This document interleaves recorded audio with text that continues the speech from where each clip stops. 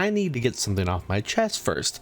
I hate survival games, or more accurately, survival management games. I have tried a few in my life, some famous ones like Oxygen Not Included, Rim Job, or Don't Starve. I eventually get bored and then quit, as what is the point to surviving if there isn't an end in sight, or something to get me invested in surviving outside of the gameplay. It's why, despite them being technically great games, I just can't bring myself to enjoy them.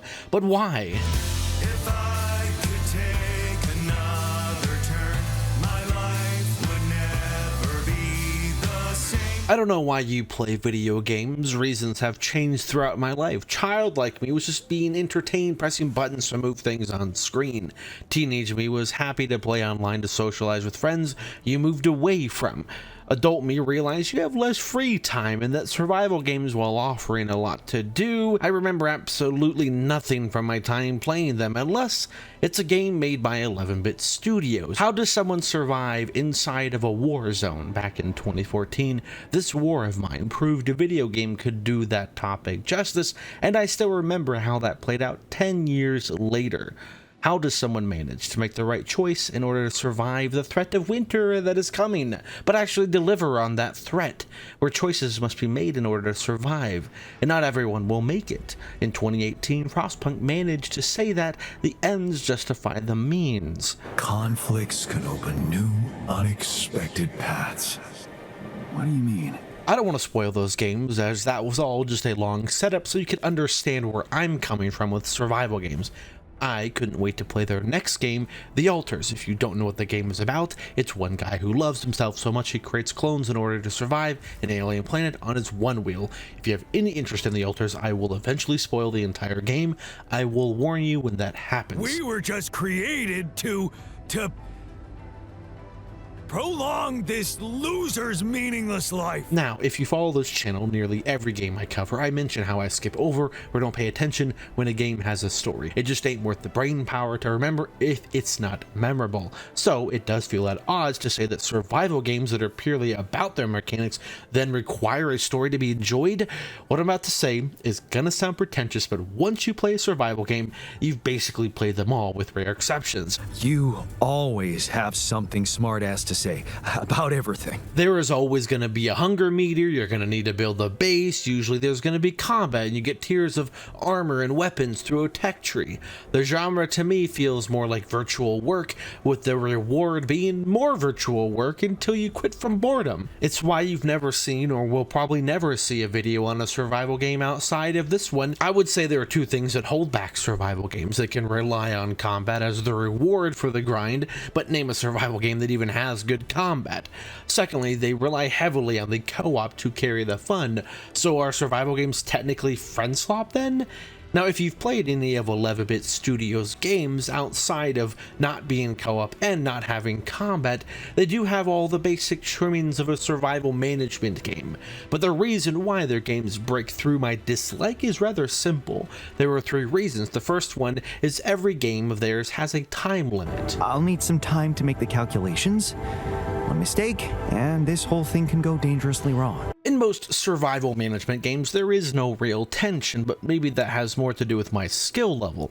Sure, you need to fill the boring meters or flat out restarting your game after losing, which happened in this war of mine, but that's not the time I'm talking about. All three of 11-bit Studios games have a finite time to beat the game. In this war of mine, you need to survive till the end of a ceasefire, which can range from 25 to 45 days. In Frostpunk, you win by making a functioning city that can survive a great storm that happens in about 40 days, at least in the main campaign. The Altars, you're on a planet with a sun that will roast you alive, and you need to keep moving away from it while managing your tasks that I will mention in a bit. I know time limits like this can ruin a game. There are two games that I didn't even enjoy because of a time pressure, so just adding a constant clock won't make it more engaging, as it all depends on why you need a time pressure.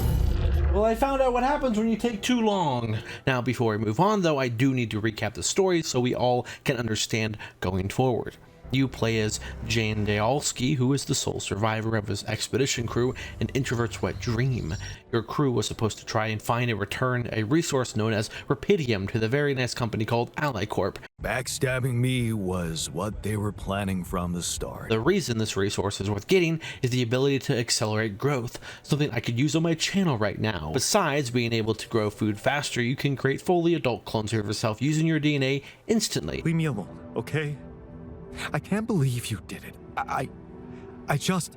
This computer will simulate your life by making different choices at key moments and thus create a different you based on those choices. The main reason to do this is purely selfish because you need to use them for your skill set, like a scientist, a miner, or a botanist that helps with the workload to run your wheel and offer bonuses based on their job set, and in no way should you ever try to humanize them. It's hard when everybody takes you free. Useless loser. You can only create 6 out of the 9 available clones, each with different emotional needs and unique quests, which brings the other aspect of the altars did to make a survival management game fun for me. I can promise you every decision you make, it'll be pulled apart and scrutinized by the public. Your choice impacts your playthrough. Some small ones where your clones will argue on how to run your little wheel, but to me the key thing that drives me to actually finish the altars is there is a main story that forces you to choose from 2 objectively not great things. Final spoiler warning. I'm sure you have some smart theories up your sleeve. Go ahead. Hit me. I was thinking the predictable plot twist was going to be you were a clone the whole time, but 11-bit studios are experts, not some chat GPT writer like I would be. They instead went the much more interesting and grounded aspect that Rapidium that you use to clone yourself has never been done before and thus is untested, and along with being unknown to anyone but your mentor Maxwell back home, this means every living thing cloned will eventually get a brain tumor from the rapid growth and die like the tutorial sheep. I can tell you how I like to go. Fireworks. So you have 2 options: create a clone that is a husk with no feelings, no memories, no soul, purely to dissect his brain to cure everyone else, which is totally ethical, right? What the fuck? Or create brain implants that your ex-wife works to cure them remotely back home, which means your clones are now known to Ally Corp, who I must repeat is a very good company. But that might actually be a good thing for you. Just like most of their other games, neither of these options are good. Half of your clones will disagree with you and leave, some permanently. It's goodbye, brother. Thanks. If you think I'm about to say this game should be nominated for Best Narrative of 2025 from a small award show, you'd be wrong. It does have an interesting sci-fi theme that has crazy visuals at times, alongside the ethics of cloning with different outcomes depending on who you side with, but with an asterisk. This is not something that will get you emotionally invested into the characters as much as 2025's best character-driven dramas, that I have yet to confirm how great they are myself. The Altars is a great survival base building game with an interesting story tacked on that is the driving force to keep you playing. So it doesn't need to have the most amazing story and character writing that narrative-only games need to make up for their lack of gameplay. But since this isn't a story-driven kind of game, a major shortcut is the ending cutscene plays out the same with just different lines played. Which reminds me that 11-bit Studios, despite growing and making more ambitious games after each success, is still just an indie studio that has come a long way from its very humble small beginnings, making a tower defense game that you probably didn't even know about. But I do like that every clone is voiced by the same guy, which makes it both technically impressive and hilarious, just picturing a guy in a room doing all these voices. So the coin got flipped around. Things never said in quantum state now won't remain unspoken. What if I gotta spend a day with you again? I know I'm in it with my friends. Things that we lost, the personal cost. Are they really gone forever? We're not gonna fail. We need to prevail and sail together. Also, why the hell is the voice actor of Yawn, Alex Jordan, not nominated for Best Acting? He played a one-man band as someone that can't even, frankly, sing that well. Of all the things that I regret, it's losing you that truly hurts. Now, don't get me wrong, I've enjoyed the hundreds of games that Troy Baker has been in, but has he ever done something that epic? Alex Jordan voiced 9 different characters, and while he is not a professional singer like Troy Baker, he was able to turn what should have been a super cringe song into something pretty cool.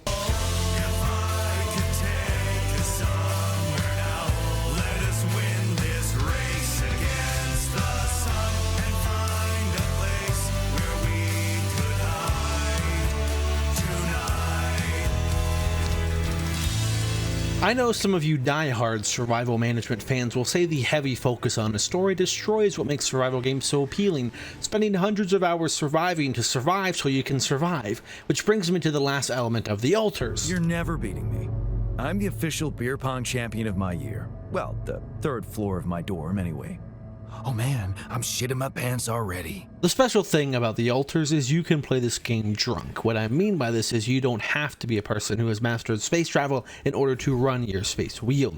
You can do any task yourself to survive, like mining, building pylons to those miners, crafting bombs to blow up your base, and then repair that base. But you are a dumbass and will need a smartass to research new things for you. You were the only one who wasn't created with it. Just like any survival management game, you need help, and so as your crew grows, your base must also. What makes 11-bit Studios games stand out to me, though, is that neither the management or survival side requires extensive planning or effort. It's simple. Some might even say too simple.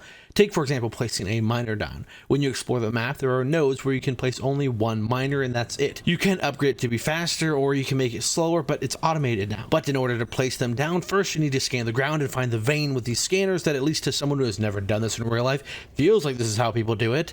You also need food, so you can cook a goop from the organics you find around the planet as you explore, but that'll make everyone probably want to kill you perchance. Things gotta change, or else.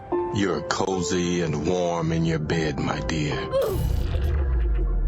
To prevent that, you want fancy feasts. I'm glad you took our little talk seriously. You can use that precious rupidium that you find to create crops instead of goop, or research AI farms and again replace the need for humans. And just like with the story, the gameplay also requires choices.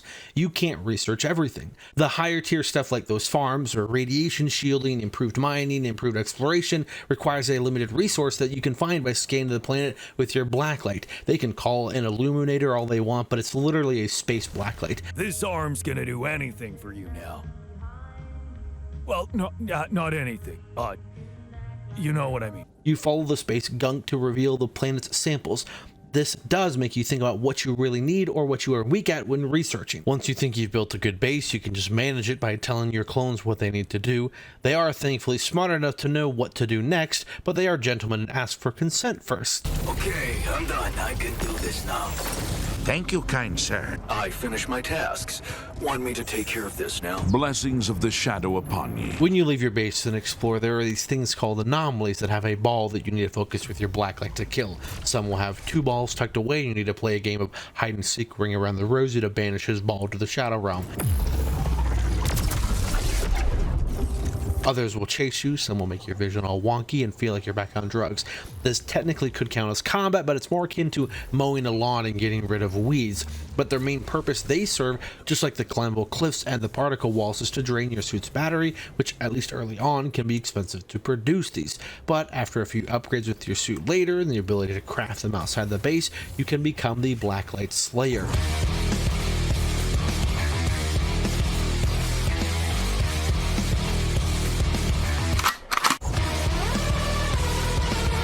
There is also a time dilation anomaly that is the deadliest because it will take your most precious resource, time, and accelerate the closer you get to its center.